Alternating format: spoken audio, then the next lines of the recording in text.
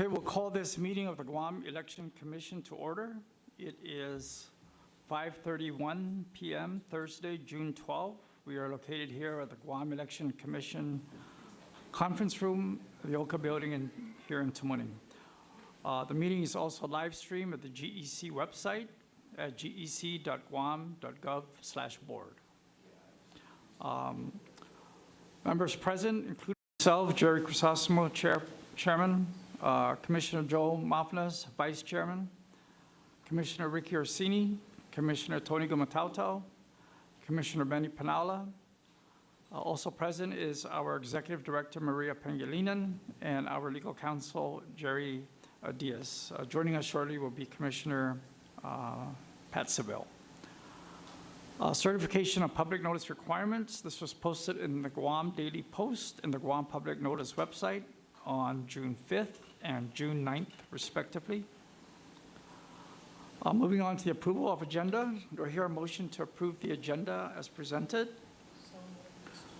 Moved by Commissioner Tony Gumatautau. Is there a second? By Commissioner Ricky Orsini. All those in favor say aye. Oppose? Abstain? The agenda is adopted. Approval of the May 15th meeting minutes. Is there a motion to approve the minutes of May 15th? Moved by Commissioner Benny Panala, second by Commissioner Ricky Orsini. All those in favor say aye. Oppose? Abstain? Okay, minutes are adopted of May 15th. Moving on to correspondence. Maria? For A and B, sir, the responses appear on page 11 and 12. That's Attorney Doug Moylan requesting for information for A and B.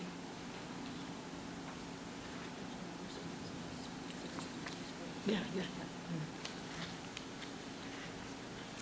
The attachments were in the email, sir.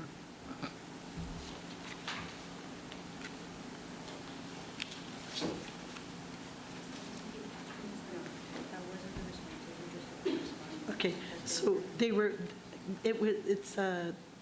responses, Commissioner Ricky, were a bunch of information that he had requested, just all the list that he had. That's what we sent to them. Helen sent it to them. Okay. Yeah. Okay. Sorry. So we did respond? Yes, we did.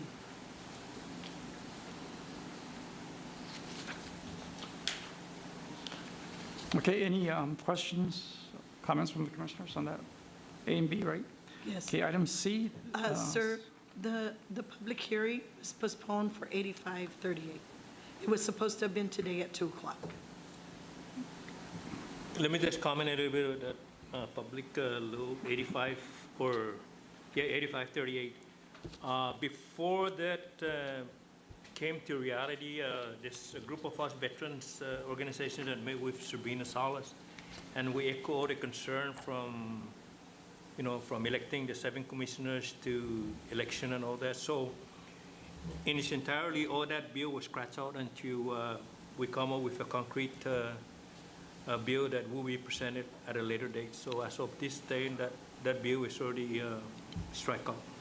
Because I was at a public hearing today for there's 2 public hearings about the license plate and the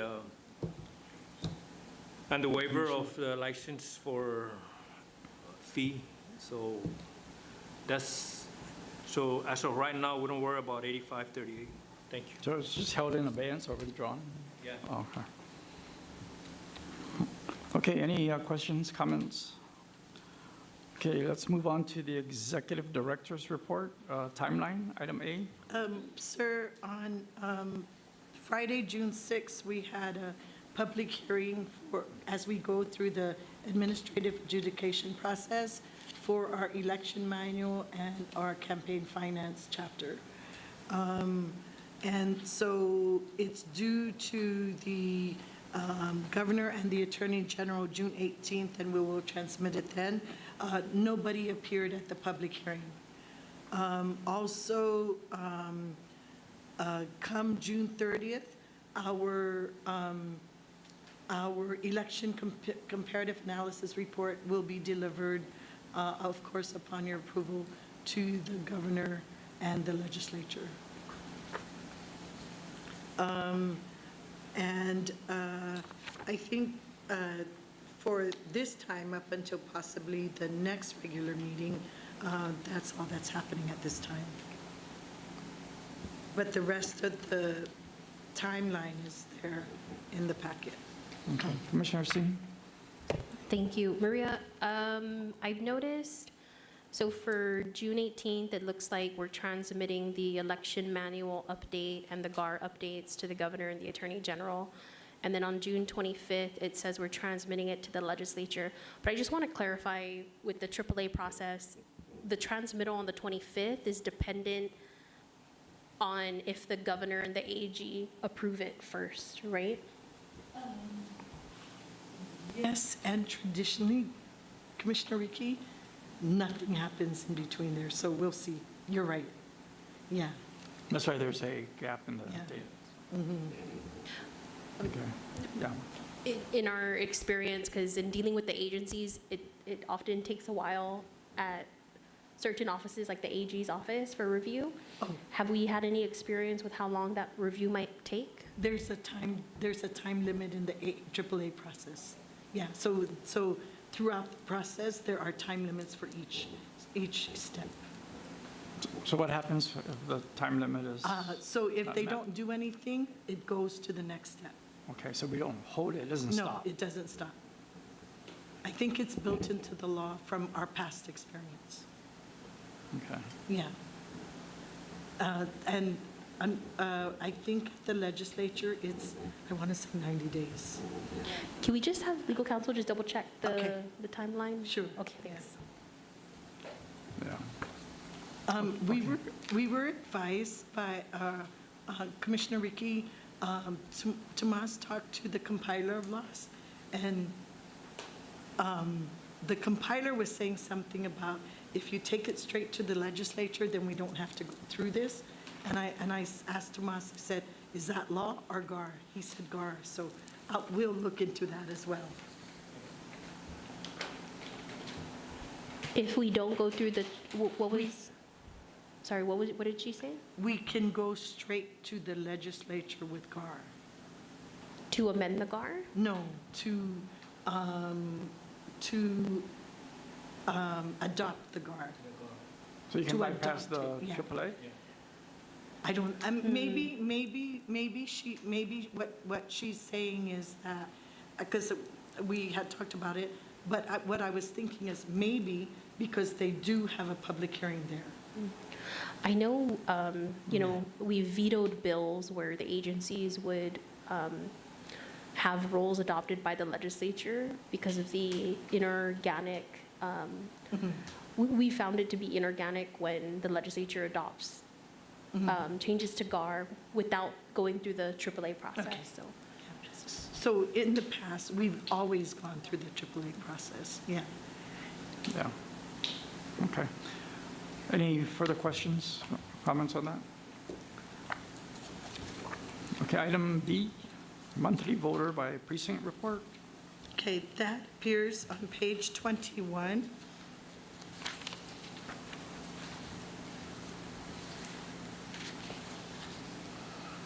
And we're now at 51,194.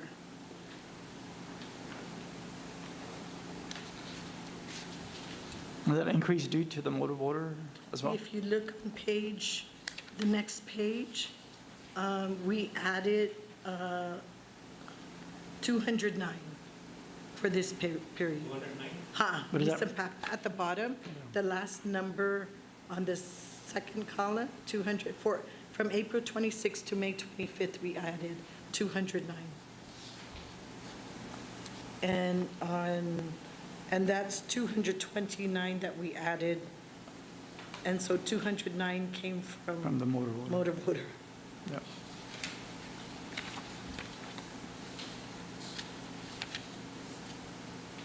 I know, I think I asked this question before, but when they register through the motor voter, do we send them, does the Yes. commission send them notification that they are now registered to vote? We're required to mail, To what? we're required to mail it. To mail that, yeah. Based on the address that they put in there. Yes, Could- yes, yes. Yeah. And we do, sir, and we still, based on the, if they renewed their driver's license last month, we send them mail this, we still have quite a few returns. Return, I was going to Yeah. say, what is your rate of return for those mail? It's still big. Okay. Not as big as when we send it from us Is that directly. because from maybe us. they put a mailing address that is not mail, not a mail delivery, versus a home address? I don't know. No, in the application form for driver's license and Guam ID, they request for, the form asks for mailing address and a residence address together. Not together, separately, sorry. So why are we getting the mail back? I mean, that.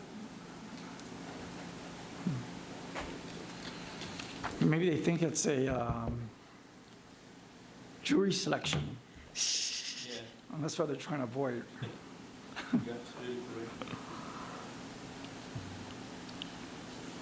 Okay, any questions on the voter by precinct? Okay, moving on to item C, the online motor voter registration and pre-registration. Okay, that one is on page The next page, 23, yeah. yeah.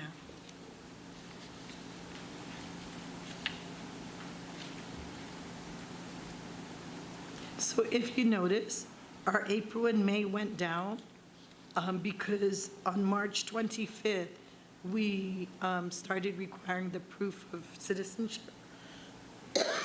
Excuse me. So we write to them and let them know to submit proof of citizenship, and then we'll add them on. So, well, I'm surprised there's not that many pending, but that's what we've been doing.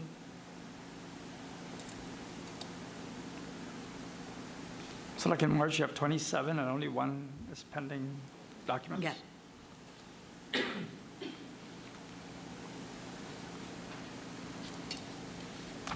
Okay. Any questions? Yes, Commissioner Singh? If we're requiring proof of citizenship right now, I notice we have the draft bill for consideration.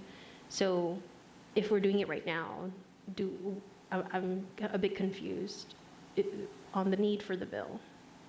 Oh, we want to make it in sync with what we're doing. So in our meeting of March, the commission unanimously decided that we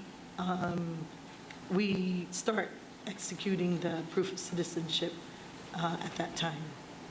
That So- was, yeah, that was to comply with the executive Right, order. yes. And then there was a pause by the courts. But Right. according to legal counsel, it It's didn't up to the impact state. this. It didn't impact this No, requirement. they didn't.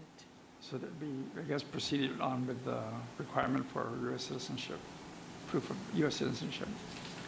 The pause was for other parts of that executive order, right? According to Vince. Yeah.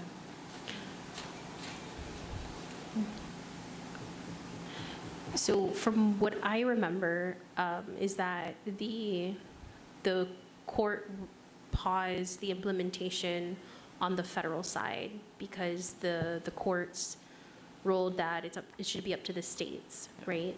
Since we conduct the elections.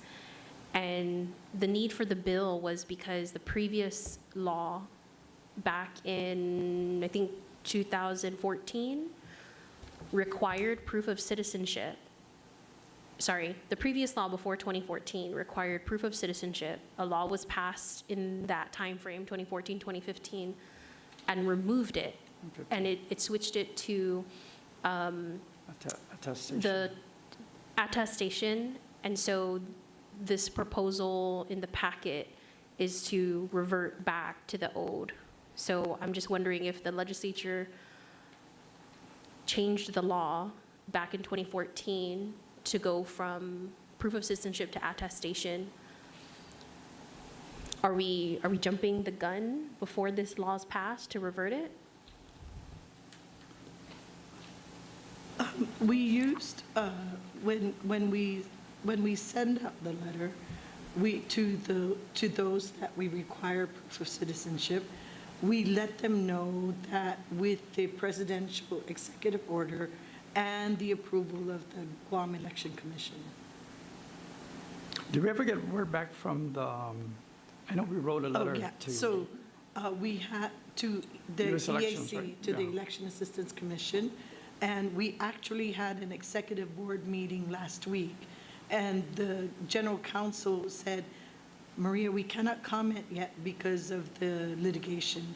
So, but he did say, again, he repeated it, that it's up to the states. And across the states, there were 9 of us that are members of the board.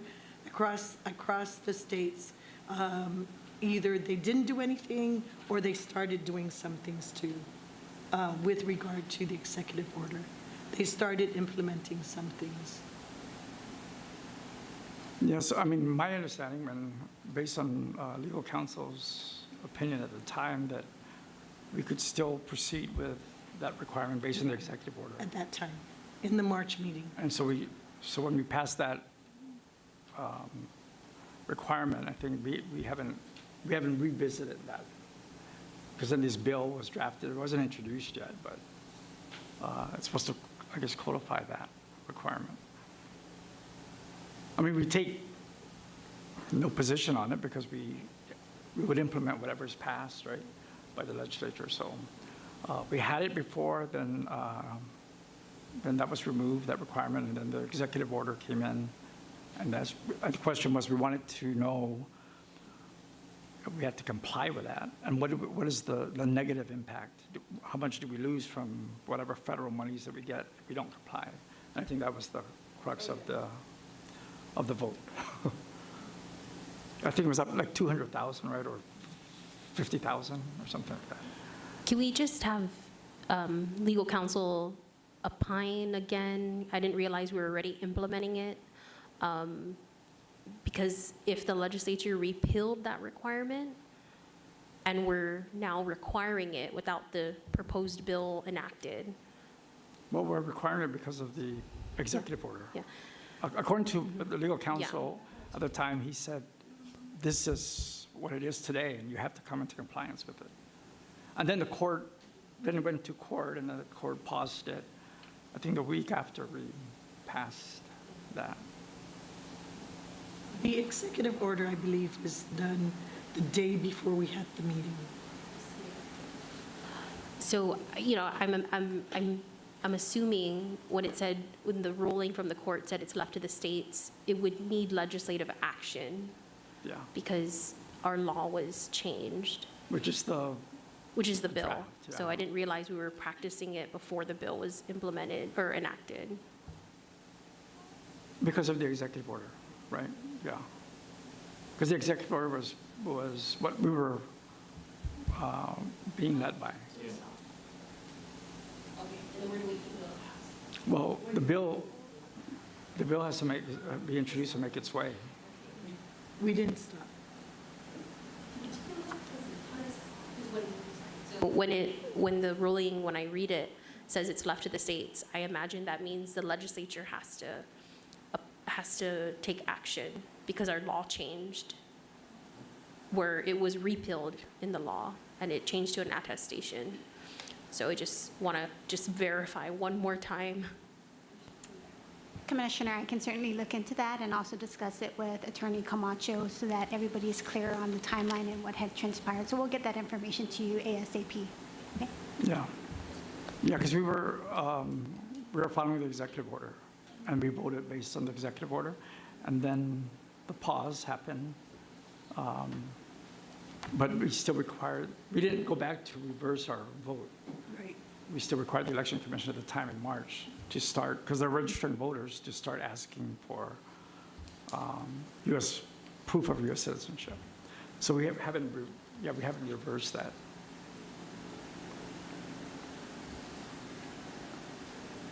Okay, item D, voter registrars. So this is our first report on voter registrars. I want to let the commissioners know that all 19 villages have now voter registrars in each village mayor's offices. And these are how many volunteer registrars we have outside of the mayor's office. For those that have been trained in the last 2 or 3 election cycles, All they do is they come, they get sworn in, and they pick up their IDs. Credentials. Yes.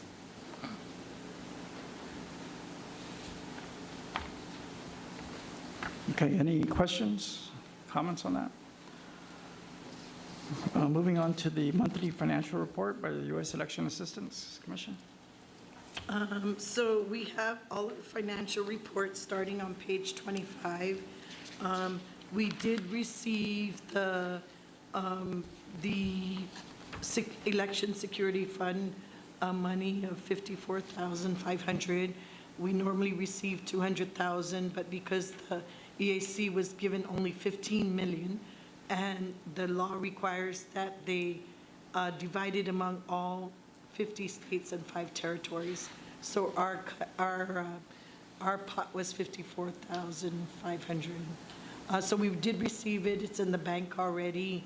And I'm sorry, the Harvard grant account is small, but we now have, it's the 54,545 on page 26. That's the grant money we received. Like the 1, 2, 3, 4, 5, okay? This pen size. You should have made this smaller. Yes, I know, I'm sorry.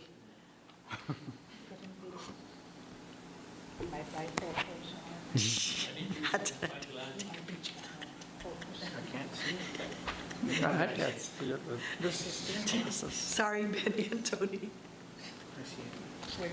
Even Ricky. I'll make it bigger next time.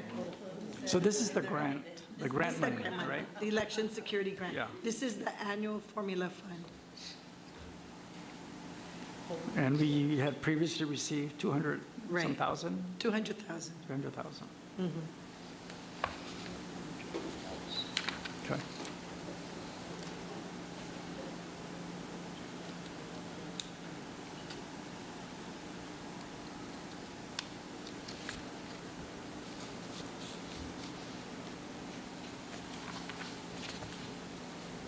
Okay, any questions on that grant?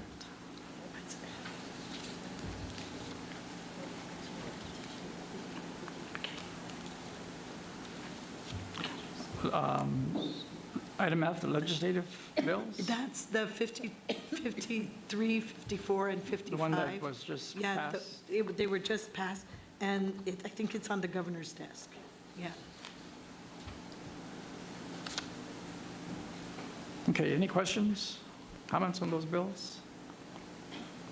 Okay, let's move to old business, Campaign Finance Committee. Okay, so for the, we met with Kristen yesterday on Zoom, and we found out some information on what they do. Theirs was built in-house, and so they're updating it again. And, you know, we started the talk. They're welcoming us to come back and ask questions. When they did it back in 1986, no, 96, 1996, when they went, Hawaii, yeah. So we met Kristen through the Council on Governmental Ethics and Laws that we attend annually. That's the only group that provides professional development in campaign finance. And they have a really extensive campaign finance track. And they have what is called the Blue Book, where we can look up stuff with regard to campaign finance. Their laws are similar to ours. We told them we have about 100 committees or candidates in an election year, and they have 700. So they're spending $2.2 million for their new project. I said, it's okay. So, you know, we'll continue to look into it. They named, and Jack is in the conversation, so we're continuing to go through that again.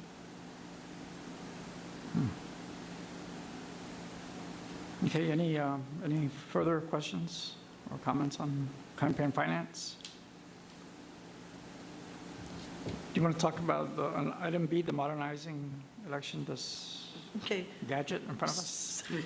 So when Anna and I went to North Carolina for the Election Assistance Commission Standards Board meeting, we went down to South Carolina, an hour's drive, to see how these work. So we asked, in doing the market research, we asked whether we can get samples to showcase here. Jack will take over. Yeah, so they gave us 2 of their electronic poll books for this demo. Now, basically, this would potentially replace either the signature roster that's at each precinct on election day, but we can also use it for early voting too.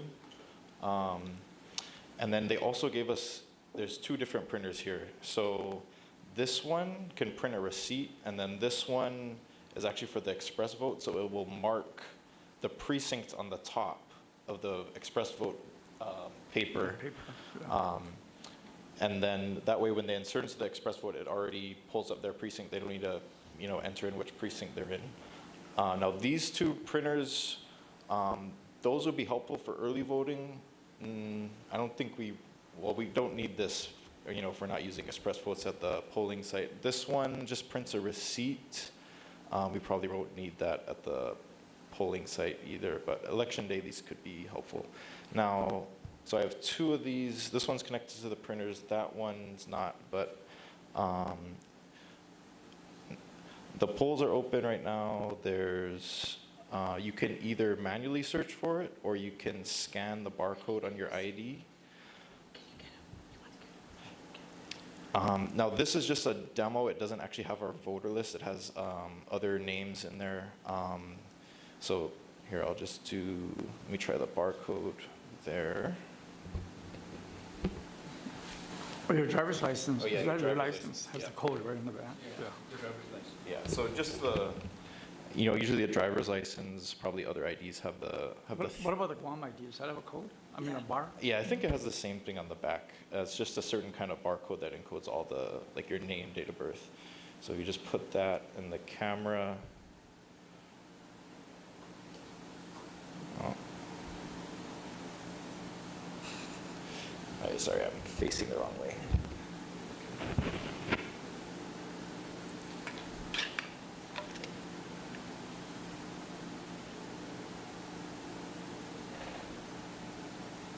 Okay.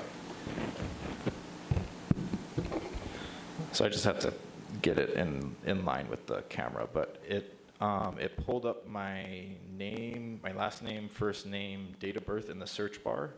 Now, if I was a voter in here, I would pop up to issue me a ballot. Let me X out of this. I'll just search someone up because I'm not in here. Okay, so like for example, I just typed in some letters to search for the voters.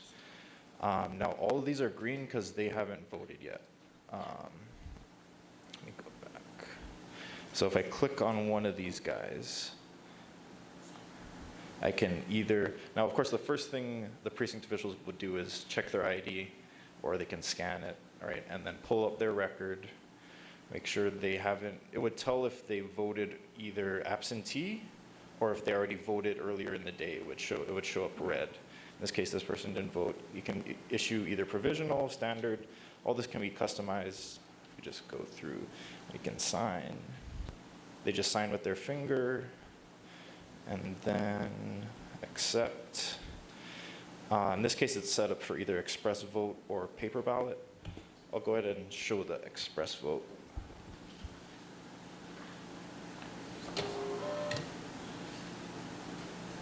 So is it the choice of the voter? Yes, for that. This would be the choice of the voter. So when they come in to vote, they show the precinct official the ID? Or the precinct official takes that ID and works with this machine? They'll scan the ID.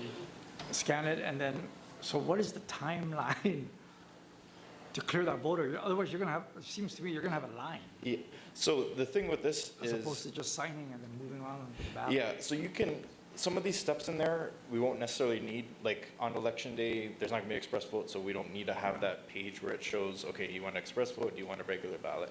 Because they'll all Yeah, just be yeah. getting regular ballots. So some of that can be taken out, so it's a little quicker. But this helps too, because you can, especially those thicker signature rosters, sometimes the precinct officials are calling us, telling us, oh, they're not registered. We tell them, oh, go to this page, they're there. It's just, hard to find sometimes.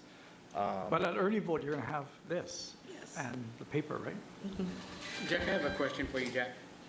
Because I anticipate by using this technology, what's going to happen is it's going to reduce the administrative work for the precinct officials, The worker, yeah. and it's going to cut down on the error. So you know how when the precincts come in and they've got to reconcile their Yeah. numbers?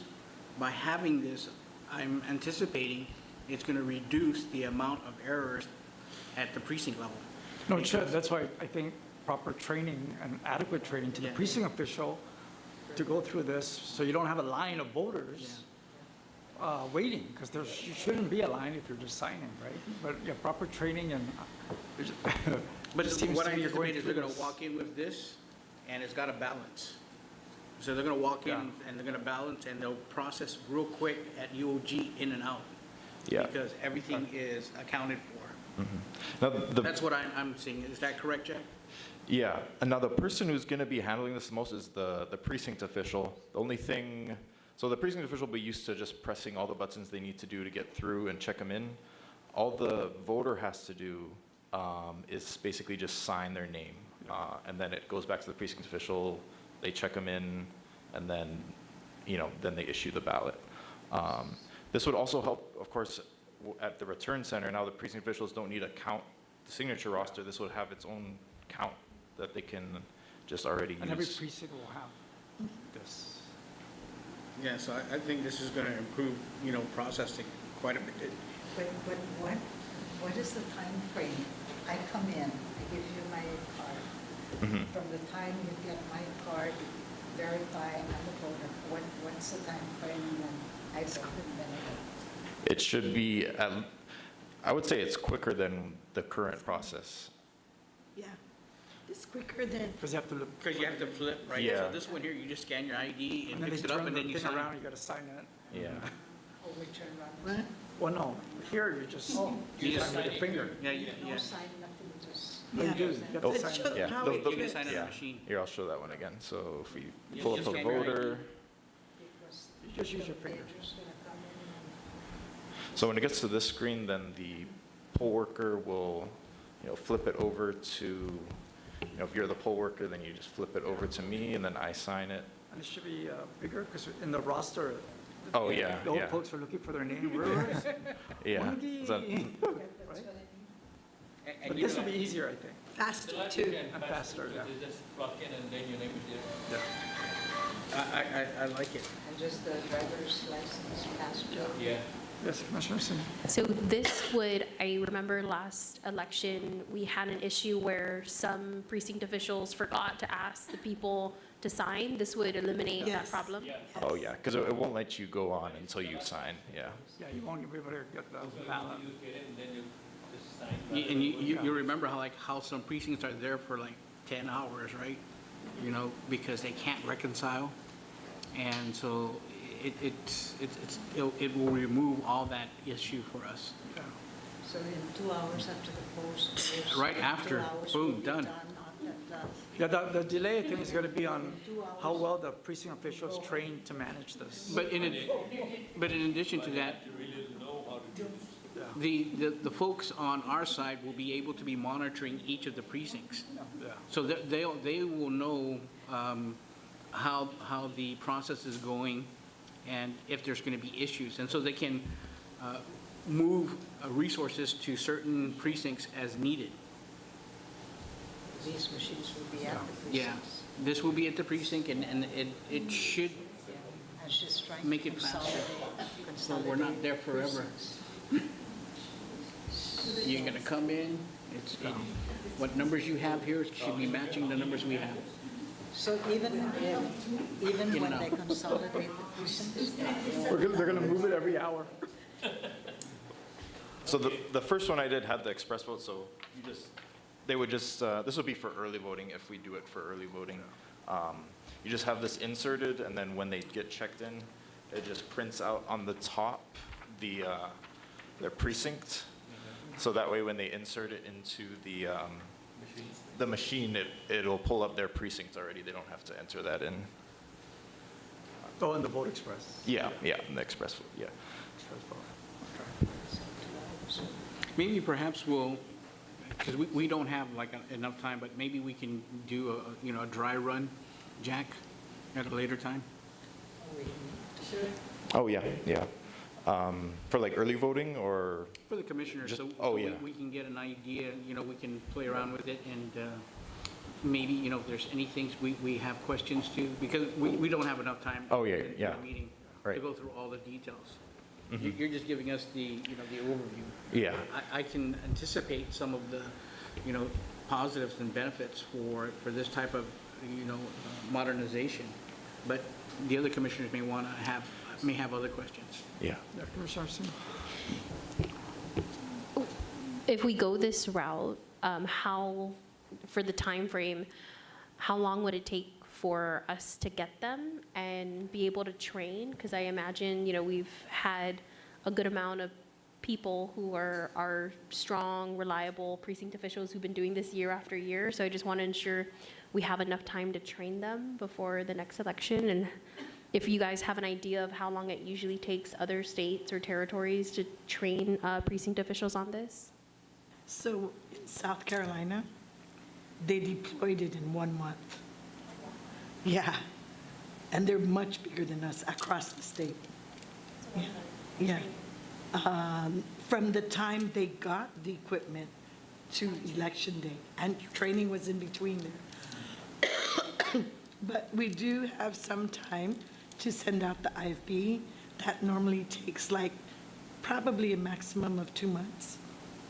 And then once we decide it should be on board, the precinct officials start getting trained maybe just in May at the earliest. And what's Plan B? Is this ever going to break down in the middle of an election? So so in America, they give an extra one to every precinct, but every precinct is a different location, a different polling site. So here, we plan to give 2 to the small precincts in case it breaks down, and then for the bigger precincts, we'll give them 3 or 4 extras. Polling sites, I'm sorry. Yeah, We'll polling give them sites. 3 or 4. Every precinct will get 1. Okay. And then we'll give them extras for the Yeah, polling just in sites. case. Yeah. I have a question, real quick question. So how much time savings do you anticipate this is Oh. going to? Oh, I think time savings, for just the checking in process, I think we're going to cut that time in half already. Yeah, already in half with the flipping of the, check the signature roster. That in and of itself is half. What's really cool for us at the staff, we're looking at and seeing voter participation across the island since 7 o'clock. We can see that. You guys can call in and ask us, Yeah. and then we'll let you know. No, anything to increase efficiency, I'm totally Yeah. supportive of that. And I think in the back of my mind, as we talk about voter participation, maybe when we get, we'll get the media campaign out about us getting something like this, I think only after we get it, and maybe it'll get the youngins to come in and vote, because now we're doing it the way they want us to do it. They'll definitely be able to understand the technology. Yeah. Yes, Commissioner Singh. So I hope, and I'm pretty sure, but I just want to ask the question, is there a way to have a record of, does this save like a record of who signed? Because right now, we have candidates and political parties who come in after an election and examine the books, and count the signatures and see who voted, who didn't vote, that would be able to do the same thing, right? Yeah, everything that's done on those is recorded, so you'll see a history of, what time they voted, you'll see their signature, all of that. Yeah, but digital format of all that. And then the good thing too is, it can't be edited, or if it's edited after the fact, we can see a history of like what happened, during. Yeah. Yeah. Right, yeah, what I'm saying is like if someone tries to, sign someone in to vote, or something, anything that's done on there, it will be recorded so we can have a history of that. Yeah, unlike the manual way, somebody can go in and sign, we'll never know who did it. Okay. And, we're shooting for the 26th election to get this implemented? If you say so, sir. That's the next election Yeah. around the corner, right? So, We're also looking at purchasing additional printers, readers, right? Yeah, if you say so, sir. Seriously. and this will be paid by the grant? Yes, yes, you see how much we have in And the, I think, DEC has demonstrated, their willingness to, be more efficient. I think it's, uh, I think we ourselves, yeah. we should, move forward with modernizing the Yeah. process. Benny, in another meeting, we're going to take a look at the duplication, how you guys duplicate, how it's such a hassle. So we're going to, in another meeting, we'll take a look at that process. And we have something, the staff with Jack as the lead and me saying yay or nay, we've been discussing that because we know that that's what takes the longest. Yep. What we're seeing, we're tackling the front end, we're tackling the back end. Now, once we get more focused, we can start working in the middle. Yeah, so the reason I bring that up, though, when we discuss that, it will go hand in hand if we buy new additional tabulators.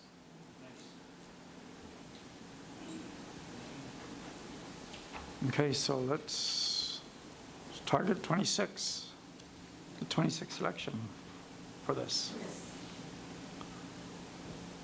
Okay, any Are further you guys questions okay on with it? We gave the Going approval 26? before, didn't we? No, No? not for 26. Talked about that, okay. Yeah, because I think, Jerry, I think what we need is approval to go ahead and begin the process of procurement. the So pro- do you need the a procurement motion today process. to get this? Yeah. Okay. Any further discussions on this? Yeah. Yes. In IFB. So what are how many do we need and what's, I know it's paid with a grant, but what's the cost Oh. overall? We won't know until we find out the final number of precincts. Yeah, Yeah.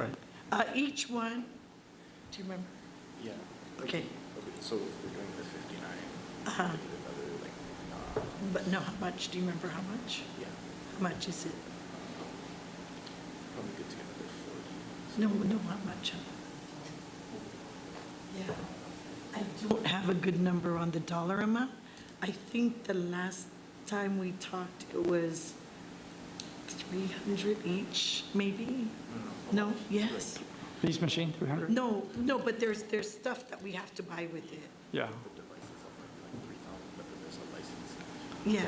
Yeah, so why don't you just, once you get all that it information during the together. IFP. Yeah, once you package all Yeah. that information, then And then let give us us know. details and we can approve. Yes. Subject Oh. to those. Just a motion to begin the procurement process. Yeah, right. Yeah. And then Can we also subject add on to that details. as well, the new readers as well?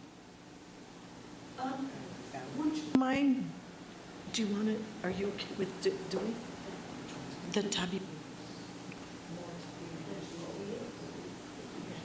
Yeah, so, if we can speed up the tabulation process, if we get 2 more, I think that's really going to make a Commissioner big difference. Benny, what we've been discussing, though, with the tabulators is that the numbers we have, that one, the tabulators during the past elections, they were at a standstill a bit because of the duplicating process. Right.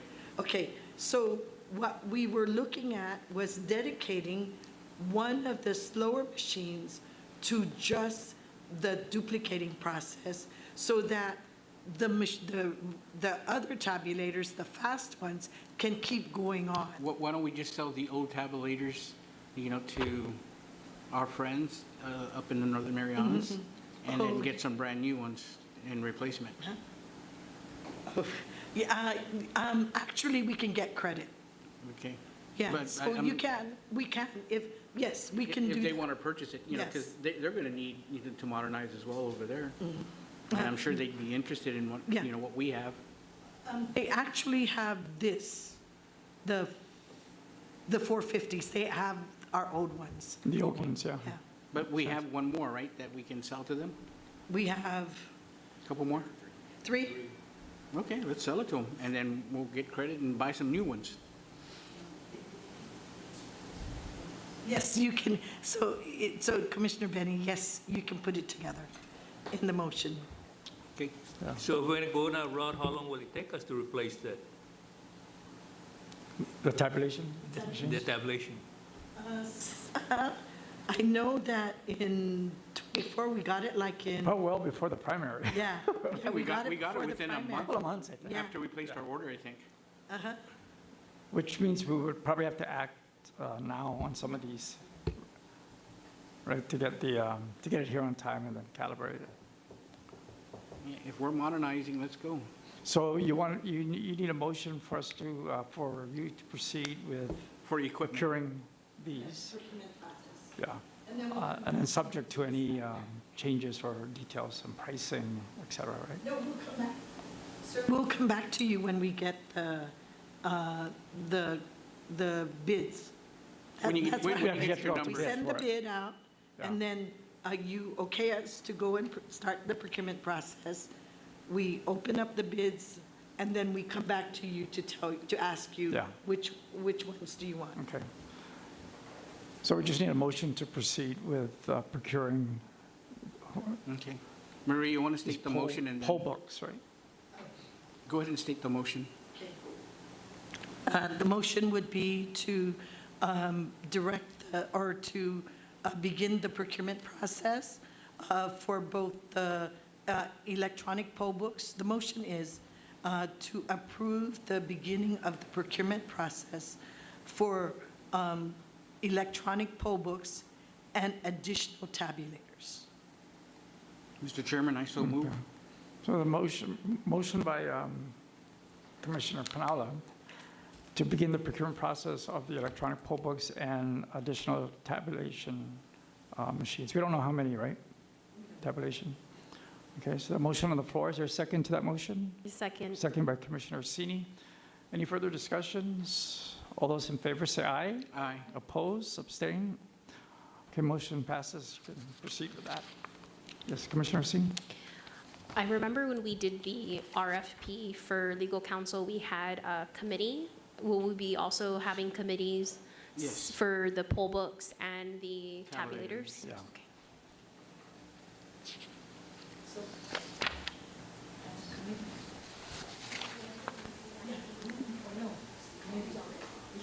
Well, it'll be one from each party, and then the independent member will be ideal, right? Maybe Commissioner Orsini and Commissioner Pinala, and then we'll have Commissioner Pat Seville also sit on there, right? That'll be the committee to review the bids. Mr. Chairman, I just want to say thank you to Maria and the staff for putting this all together.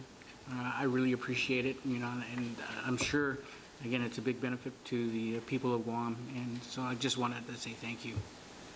Yep. So Anna took the extra effort to plan our trip from the last time, and it really worked out well, where we saw I want you to know that we saw the poll books with the precinct counters and what else? The power profile, a central voter registration system we saw it work, all of them. So Yeah. we'll continue to look at the other pieces of that pie. I mean, the bigger issue is the electronic voting, which you have to go to the legislature for. That's going to be a hard-pressed sell to do electronic voting. But we can surround that with these things like this and I prove- think once we prove this, Yeah. it, you know, it helps us, you know, gives us the ability to move forward. But, you know, we got to make sure we do our part and get it Yeah. right. Okay. Okay, Maria, moving on to the FY26 budget request. So no public hearing has been scheduled for the Guam Election Commission. Public hearings are happening for the bigger agencies. We talked to the Office of Finance Budget yesterday, and they'll keep in touch with us with if they want more information or if they want to meet with us. Marie, do we have a contingency plan? I know we got 54,000, but, you know, we didn't get the full amount. Do we have a contingency plan to make up the difference should we not get that money? The rest of The the, rest of the budget? money, yeah. Right now, sir, we're at 500 or 400 some thousand. We hope to make it last until we get the fiscal year 26 amount. So we don't have, not that we don't need a contingency, but right now, even with the purchase, even with the impending purchase of the tabulators and we will still have a little bit more money in the bank. I'm just worried, you know, and maybe, you know, just to be, you know, prudent, I think we should look at maybe, you know, putting a contingency plan together. You never know what's going to happen, right? But, you know, it's good to prepare in case. Maybe we don't need to ask the full amount, but, you know, we should have some set aside, you know, if we need it. You know, I was thinking, one of the things we can do with the Harvest Security Grant, and I can ask for permission, is I'll set aside some money for the purchase of the equipment, put the rest in a TCD or something that will earn more interest. That's one thing that I've thought about when they were cutting down the amounts. With regard to contingencies, because of the,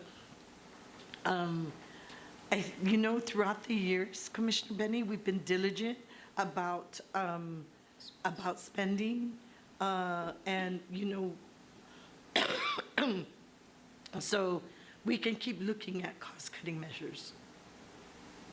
Yeah. I mean, the early vote, I know is a law, but that's one program you can cut because the turnout is poor. Yeah.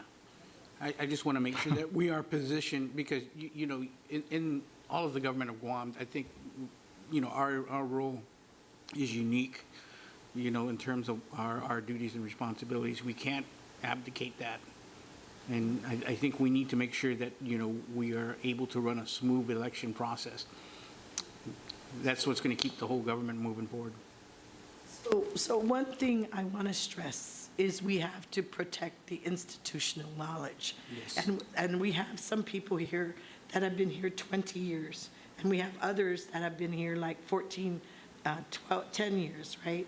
So that one we have to protect.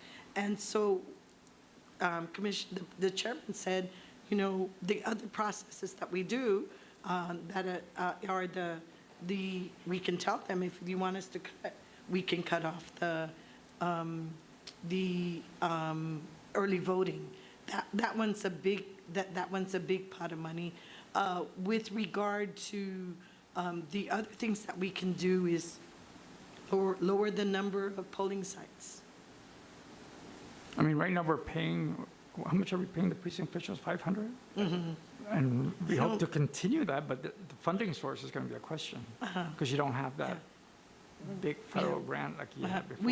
We have that pot set aside for that too. And I with- think 500 is a good amount, because we're I think so. attracting a higher level of you know, individuals to. So one of the things I'm faced with is, okay, so the reason we want we want the commission to have the flexibility of how much we pay the precinct officials. We've discussed that in the past. We talked with Senator Tello about that as well, when, you know, as we were talking about recommendations from the Guam Election Commission. So with that said, I'm faced with, so right now, we can only pay with general fund $350. So we get the $150 and still in compliant to get them the $500. And that gets us better throughout since we've started paying $500, it's progressed. We've all seen that the precinct official, the quality of precinct officials is getting better. Oh, yeah, the level Yeah. has improved quite a bit. Okay, any further issues on the budget? Okay, item D, Bill 2538. That's the Sir, public hearing. right? yes. I know So- we've talked about that. Yeah, so this, we've talked, it's already a law, sir. Yeah. But I wanted to get the board's thinking of whether we continue, we've talked about it in the past, but the staff and I are not clear of if you want us to continue to publish in the Post. And Right. for us, in the paper publication, we've talked about that, and the discussion has happened in here. And so I just wanted to be clear that I want you all to know that we continue to publish in the Post. As well as the electronic version.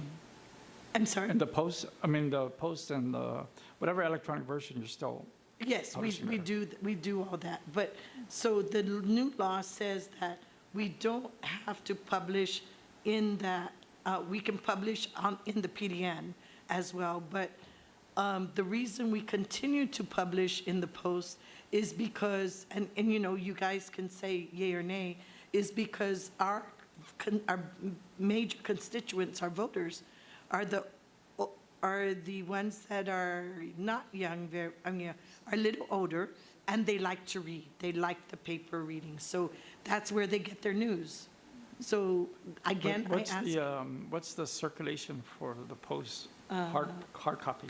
I think, I didn't think it was island-wide. yes, right? it's Like the island-wide. PDN was. You know, but the PDN was publishing their paper, they were Yeah, island-wide. it's island-wide now. it's They have, island-wide. they have home delivery all across the island. Okay. Well, I'll open up the floor for comments or suggestions on that. I mean, the more you maximize the publication of notices in whatever means to the public, that's it benefits us. Well, for one, I subscribe to Post because I have PDN on my Electronic, computer. yeah. But sometimes what you read in Post, you don't read in PDN. And so I figure, I see the GEC announcement for the meeting on Post. There are many, many people that read and not necessarily go on their computers. So I would recommend, I suggest, and if I need to move, that we continue posting on What the is written. what is the cost for publishing it? You gave that amount before, it's like 3,000 or something like that? In a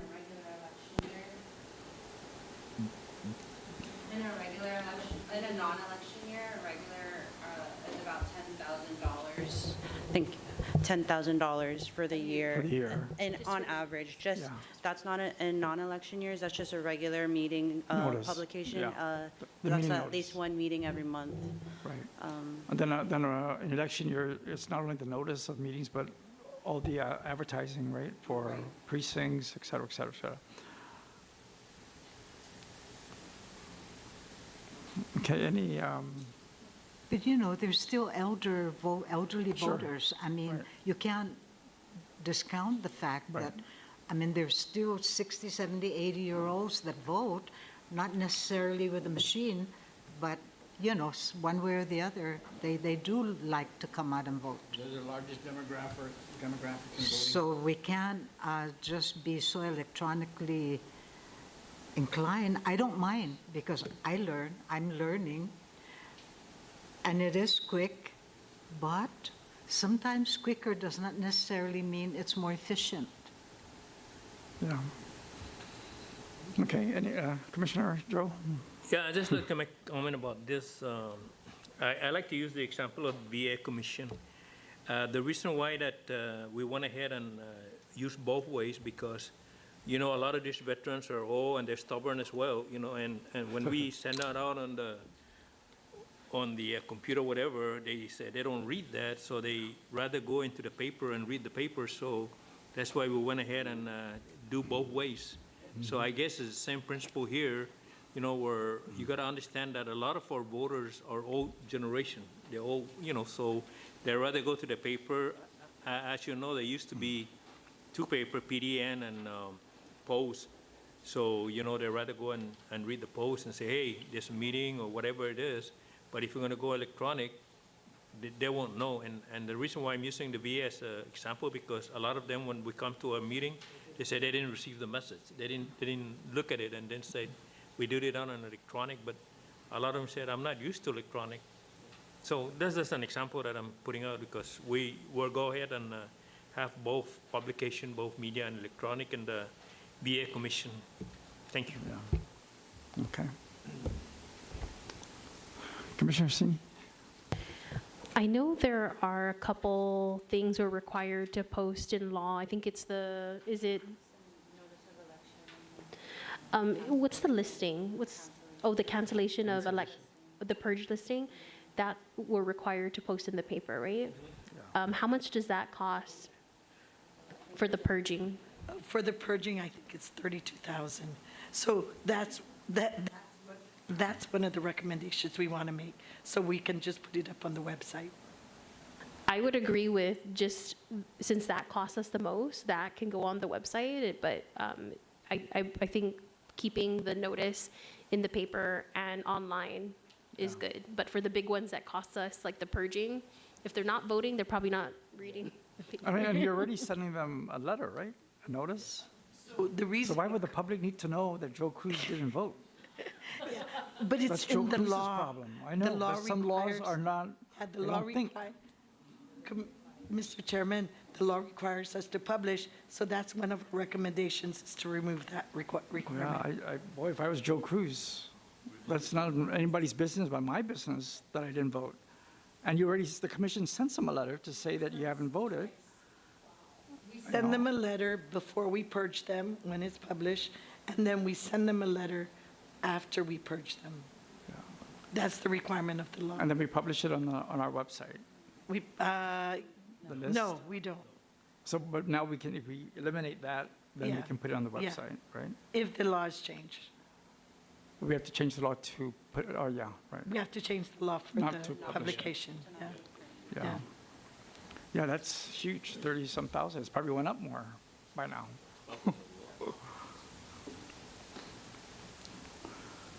Okay, so you need direction from us to continue with, Just want to make sure that we continue to publish, Yes. and that's the consensus of the board.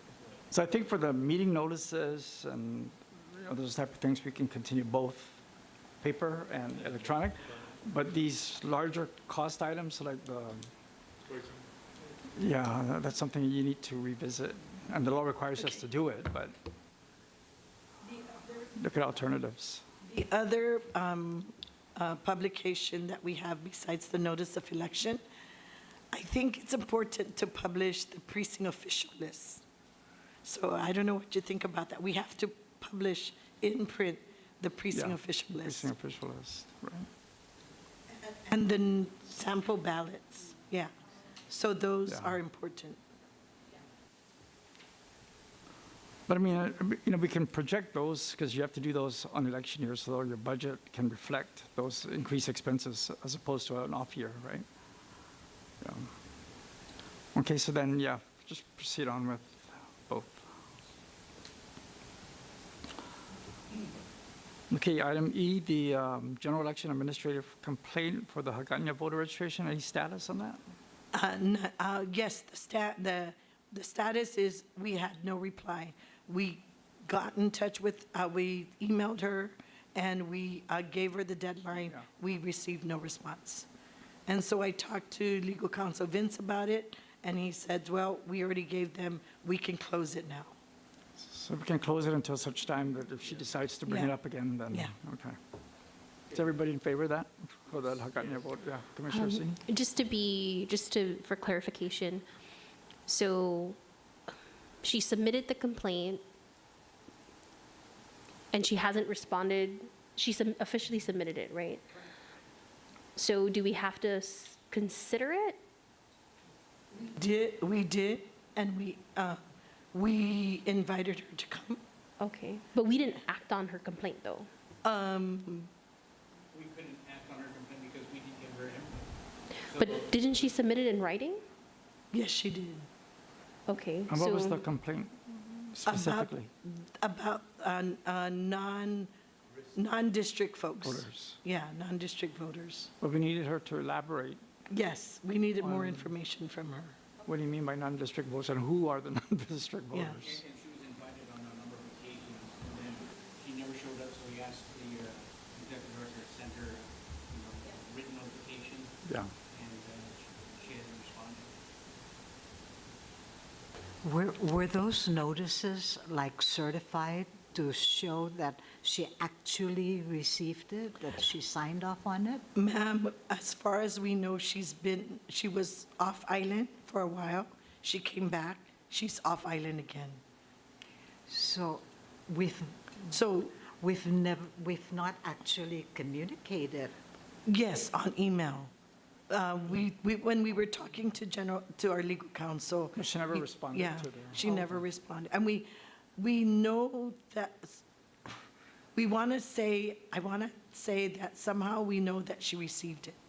But I don't remember whether we put a read receipt on the email or So not. it's the correct email It address? is, yes. But there's no indication she actually received the email? I mean, Jack's not here. do you electronically know she did receive it? She saw it. You know, It I- could be somebody else that opened up her email and then We know she received at least the first couple of ones before, okay. So we know she received at least the first two ones when she was first off island, because one of our staff saw her on island, and she confirmed that she received it, that she received it. and she was going to come in. So what does our legal counsel say about? Yeah, I talked to legal counsel And- Vince, and and he legal- said just to close it. Yeah, with the last meeting, we gave instructions to the commission to write her a letter, give a deadline. If she didn't respond to that deadline, we will consider the issue closed. So we can just pend it until she decides one day to come before the commission. Well, having done everything on our side, as we are required to do, and because the complainant has done nothing, and we do have, we believe and we know that she's received communication relative to her complaint, I make a motion that we will remove it from here and in the future not act on it unless, I mean, if it's something to this effect, that we will just not act on it again. Because it seems like she just wants to, I don't know what her intentions may be, but this is not right that she keeps, that we know that she's received both written and electronic communication, and she has not responded in any way. So we should not be put in a position that we cannot move on because she's not responded. I move that we move it, that we Want dispose. to make a motion to close the To complaint? dispose, yeah, close the complaint for what is the word? Non-responsiveness. For no I mean, we'll for not entertain it responding? if it's filed again and she comes, yeah. Yeah. It's not But The it's closed deadline, the indefinitely. deadline for her to respond has expired. So we don't have to keep it and on the so- agenda, right? Otherwise, yeah. Yes. Okay, so motion by Commissioner Pimentel to close the general election administrative complaint regarding the Hagåtña voter registration issue to be closed. Is there a second to the motion? I'll second it. Second by Commissioner Penala. Is there any further discussion on the motion? All those in favor, say aye. Aye. Oppose? Abstain? Okay, the motion passes. You can remove it. Next, the 2025 precinct realignment. This is going to be a hot topic here. So, Page 33. information starts on page 33. Okay. Take it away. So, page 33 shows you how many, 33 and 34 shows you how many registered voters there are from 2014 to 2024. Page 35 shows you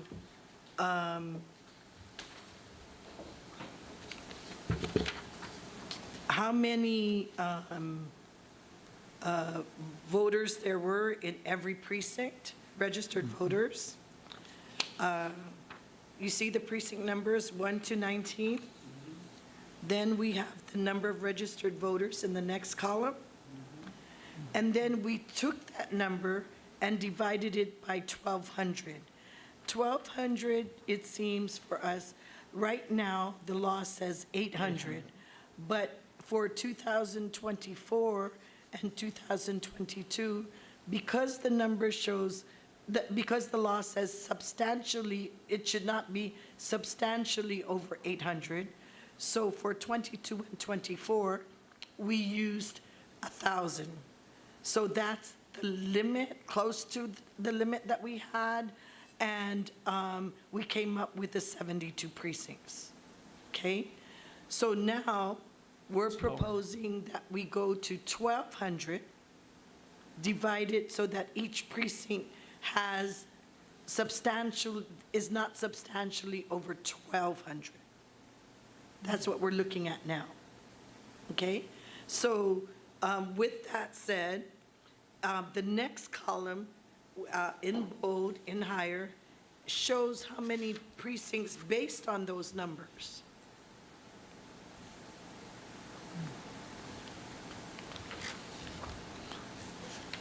So just going back, I mean, just for public information and public edification, the purpose of the realignment, precinct realignment is required by law based on the change of the number of voters by precinct.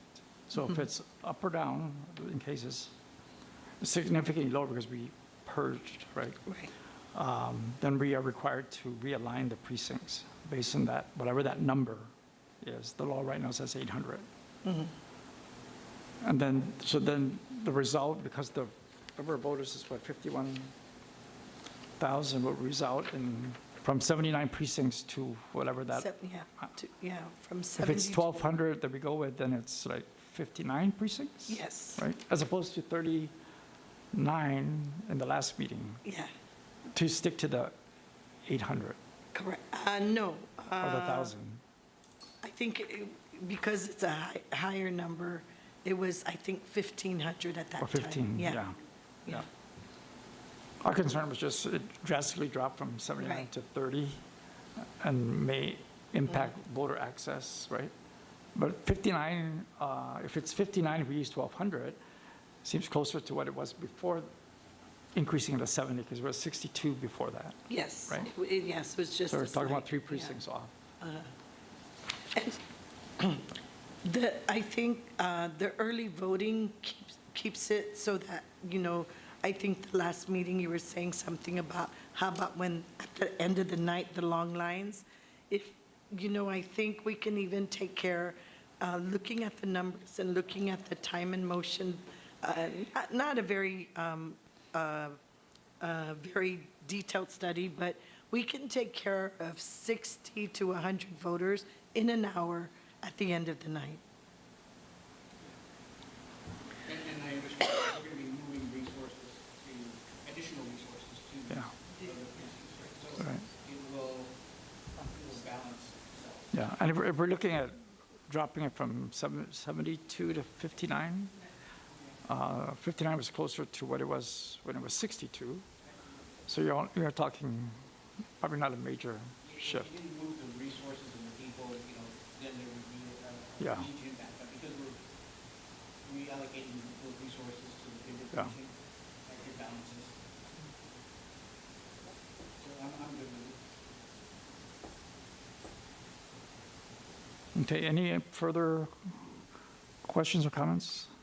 Mr. Chair, one of the other things that Jack and I looked at was, so I looked at both based on registered voters. Jack looked at based on voter participation. We both came up with 59. But in some precincts, he was lower, and in one precinct, he was, in one village, in some precincts, some villages, he was one lower, and in Dededo, he was one higher. So instead of 13, I think Jack came, and this was based on, to make it clear, on voter participation. So turnout. so I opted to say, okay, let's do it as we've done in the past, based on registered voters. And if your numbers come up, we'll do that, we'll think about that for the next precinct realignment. If the numbers continue to drop, we're hoping the voter participation numbers go up. yeah. Yeah. But the formula would be the number of people who voted. You want that? That's the formula. In the past, for precinct realignment, we always use The registered voters. registered voters. And because, People are registered, but who voted, right? yeah, no, but in the past, before motor voter, that was a very good, indicator. Yeah. But we may be missing voters in that count, because the actual, that's the actual that turned out. But the registered voter is your Potential. potential, yeah. Registered voters is what we plan for, but in terms of processes, it's the actual people who vote. But that could be up or down, right? Because some years could be, yeah. This is an open, going as far as open season, maybe more. It was 56%, right? In this last 2 years ago? Or, yeah. We have it. Turnout was No, 56? No, 49. In the, In 2022, it was 56. yeah, 22. That, it's showing on page, page is this, page 36. Yeah, and that was a gubernatorial year. This is now a gubernatorial year. Could be the same or higher, hopefully. So one way I look at it. 60%? Like, if you look at Donkey, right, Donkey, they base their parking space based on the square footage of that building. So they have a huge parking. But the actual number of people that actually go there It's does not less. demand that big of a parking footprint. So the actual is what you're planning for the square footage. What you're actually catering to is the number of people that go through that store. So your footprint is going to be always the actual voter. You can plan for the registered voters, but the actual one is really who are our customers who are retaining. Would the actual actually lessen the number of precincts, all right? If you go with the actual voters, that would No, lessen? so the total number of precincts remains the same, 59. Oh, shoot. So in the smaller precincts, Oh, because you took the two. You yeah. did, okay. Yeah. Yeah, you took the actual and the registered. So it's about the Okay. same. Yeah. Okay. So, So what- it's, I think, I think what we want, what I think may want to happen now is that If the commission, if the board is okay with the proposal of 59 precincts, can we do it in a motion?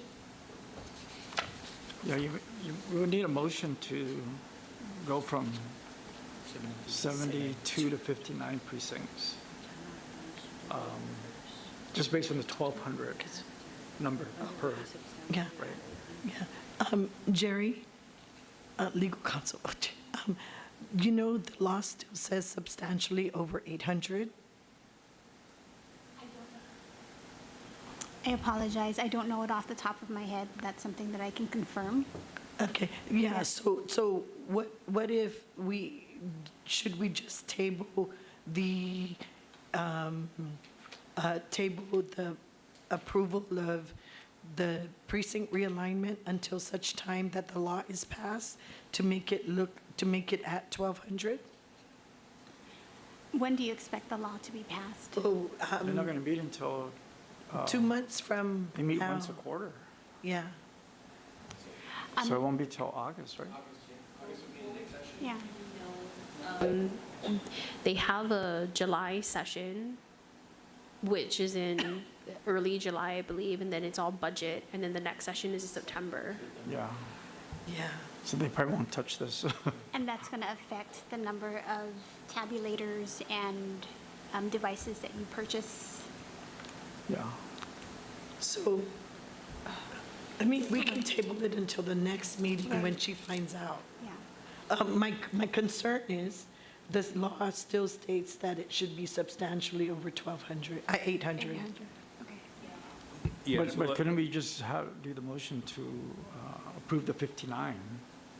Because you're going to end up with 59 possibly Yeah. regardless. Oh, But my question here is, we approve that, and the law is not going to change, so where do we stand from then? Because the law says 800, correct? So if we make a motion and approve that tonight, and then comes back, that law is never changed, so where do we go from there? Are we going to go back to 72 or 59 after approving the 59 tonight? Yes, we can go back and take a look at it later. So I suggest that the legal will look in that and give us a feedback before we Okay. move into, and table this Okay. portion, Okay. until we really get into the concrete answer. Okay, Because we'll need time to, if Yeah. we're going to change anything. yeah, yeah. Okay. Not too much time.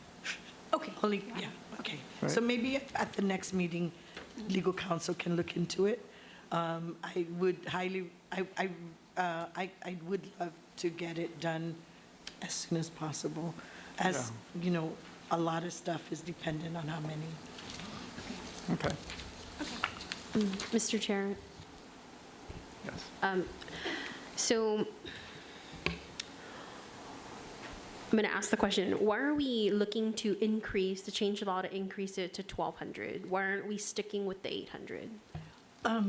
We found that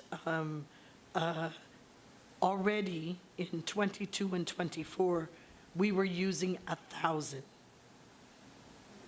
And, you know, technically speaking, it's subjective whether it's substantially over 800. If we used 800 strictly, we would have more than 72 precincts. When we look at the operation on election day, there's a lot of dead time. Increase the number of registered voters that can go report to that precinct. If we increase that number, the operation would be less expensive for one thing. So we don't anticipate voters standing in longer lines or waiting longer to get their ballot? Not at this time, especially with early voting still in place.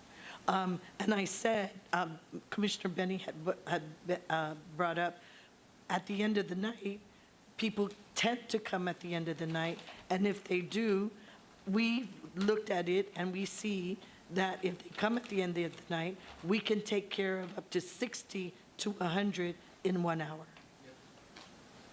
I think by law, you're required to have 10 ballots for every 9 voters. Yeah. I think the lines were at the early voting. Yeah. I didn't see too many lines on regular voting day, but early vote had lines, Yeah. right? Especially on the last day. So we'll just table this until we get more information to realign it. Yeah. Okay, So on item G, right, that's where we're at? Yeah. Yeah, it's postponed, but there is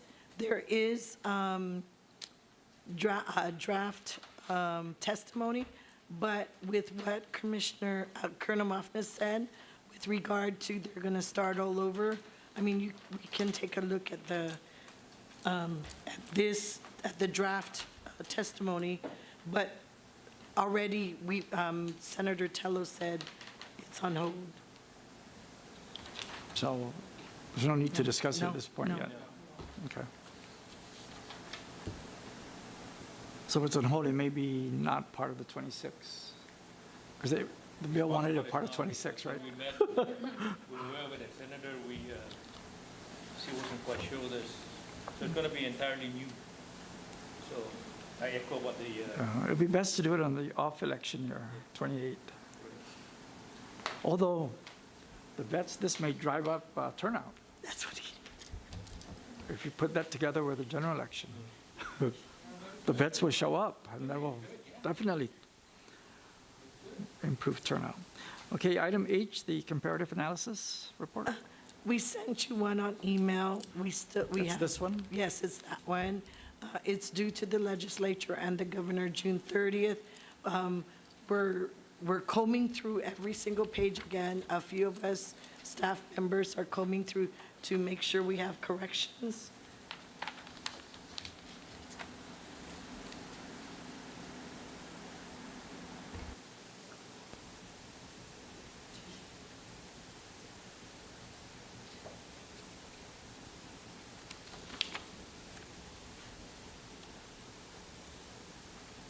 And this is the one that's due June 18th or 25th. Yeah, Commissioner Arsini? Thank you. Maria, can you explain this draft bill on page 2 of the report? What it intends to do?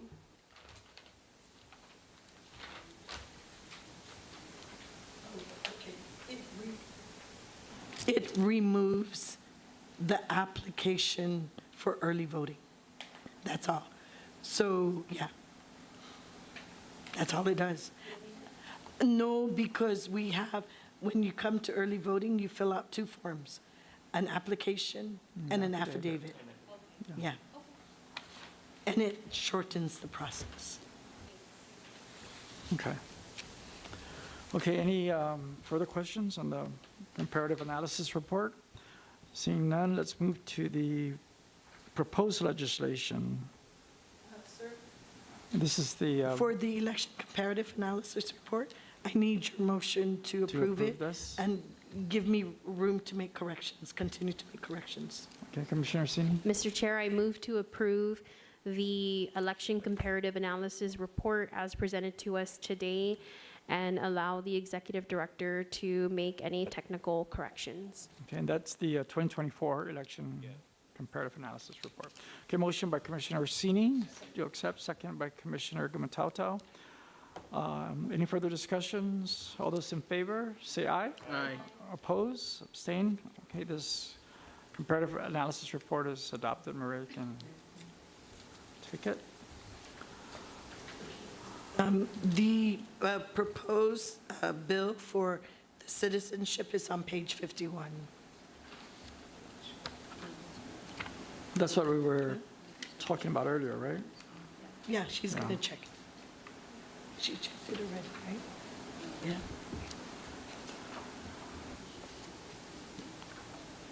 Legal counsel's going to look into it? Yeah, there's going to be further research on this one, so. And the bill hasn't been introduced yet anyway, it's just draft. Okay, moving on to the records retention schedule update. Yeah, so it was submitted to you in the last meeting. We have an update on page 58, starting on page 58.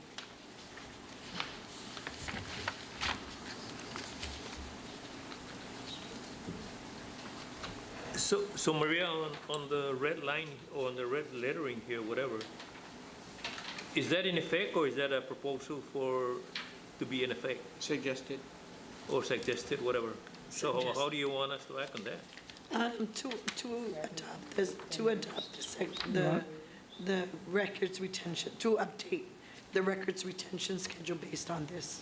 Yeah, because it said 3 and then 10 and then you put on to 4, so that's the limit, the I'm 4 sorry, years?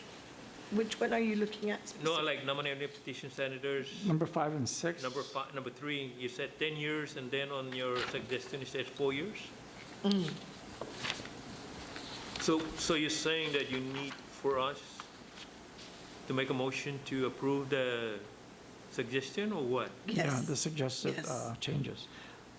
I know you explained this before, but what was the difference between 5 and 6? One was partisan, and I can't read the other. What's the bottom of this one? Partisan. Nonpartisan? Or independent? Huh? Dispensa, because they cut it off. Yeah, cut it off. What is that? Yeah, Nonpartisan? independent, Oh, independent. yeah, or nonpartisan. Also, why is there a Oh, difference, independent. 4 years and 8 years between independent and partisan? Because I think what we saw was they tend to request for that information. I think it was a senator, it was senator that ran independent, and they were asking us, and we didn't have it because we already got rid of it. So the request for information seems to, from some time, right, is the independent and nonpartisan. People tend to look at that more, or request for that information more. For governor and senator, actually it was for senator mostly, and for governor, I don't remember who was the independent, but the request for information is more likely to come from the independents Yeah, than the no, governor. it was court. Set free, set free. Set free, Yeah, no, even set before, free. it was before that too. It was, yeah.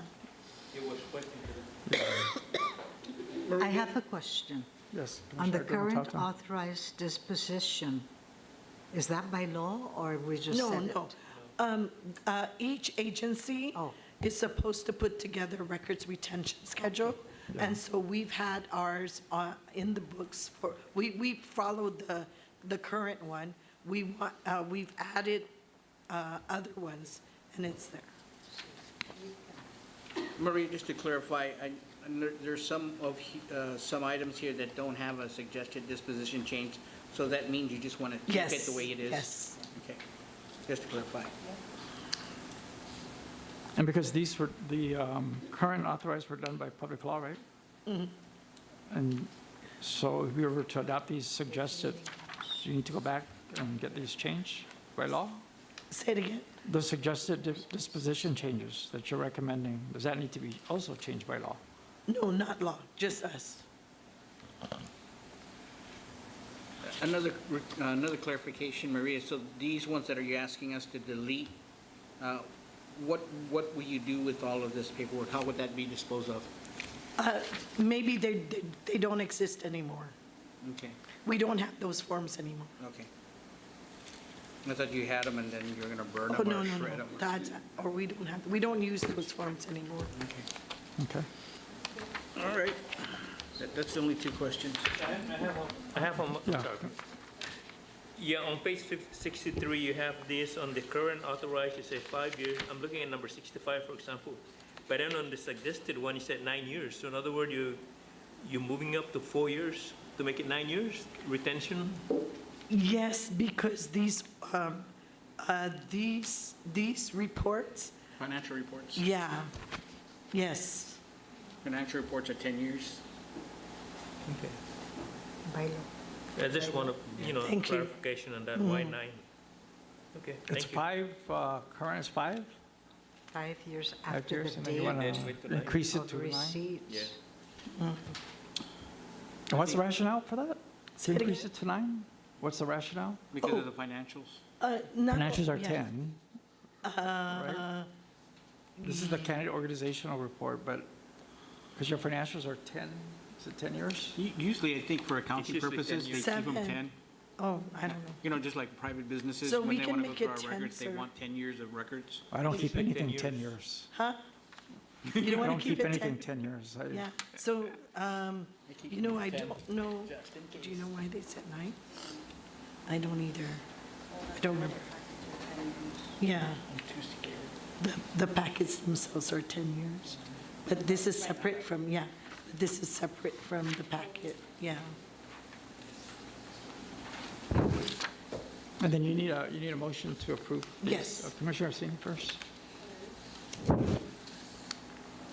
His is that? When it says, is it for these documents, we're scanning all of them after this recommended number of years? It just gets scanned to like our server or our cloud? Is it just concerning the physical copy? Yeah, typically, it's already scanned. Yeah, Retention. This Yeah. is just to destroy the physical copy? Correct. Yeah. I see, okay.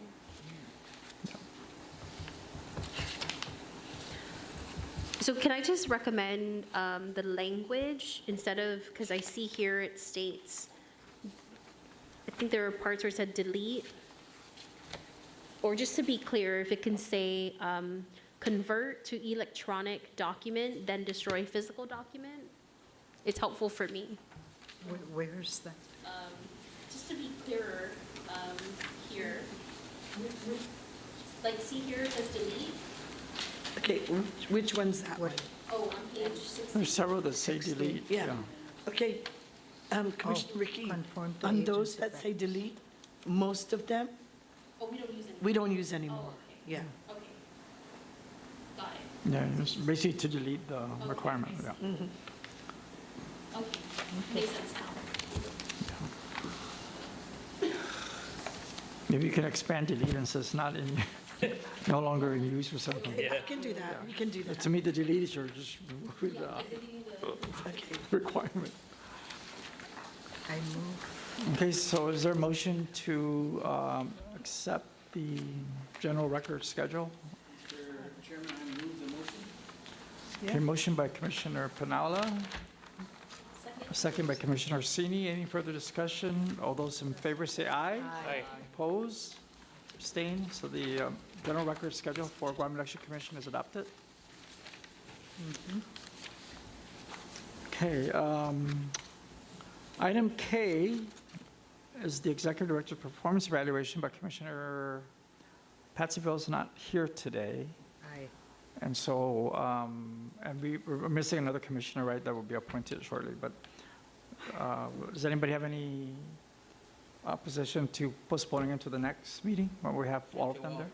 Yeah, only because we have Maria, in the last meeting, we asked her to submit a revised one, and I'd like to bring that up then.